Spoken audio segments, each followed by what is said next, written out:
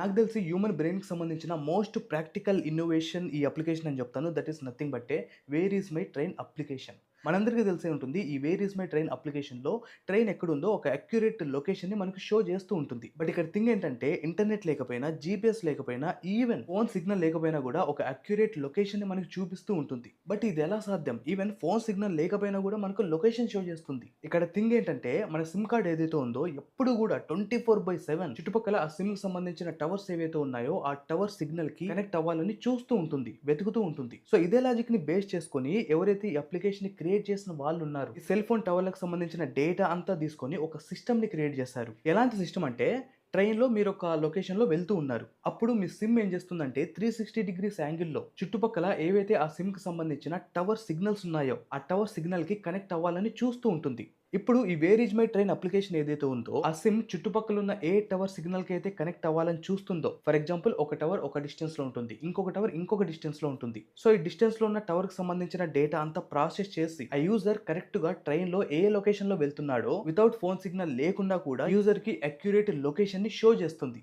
This is incredible. నాకు తెలిసి చాలా మంది కొద్దిపాటి జ్ఞానం ఉన్నా కూడా ఈ అప్లికేషన్ యూజ్ చేసే వాళ్ళు చాలా మంది ఉన్నారు. ఈ అప్లికేషన్ అహ్మద్ నిజాం అలాగే అరుణ్ కుమార్ అనే ఇద్దరు వ్యక్తులు తయారు చేయడం జరిగింది. అండ్ గూగుల్ వాళ్ళు ఆ తర్వాత కొన్ని క్రోర్స్ ఆఫ్ రూపీస్ ఆఫర్ చేసి ఆ అప్లికేషన్ ని కొనుగోలు చేయడం జరిగింది. ఈ అప్లికేషన్ గురించి మీరేమనుకున్నారో ఖచ్చితంగా కామెంట్ చేయండి.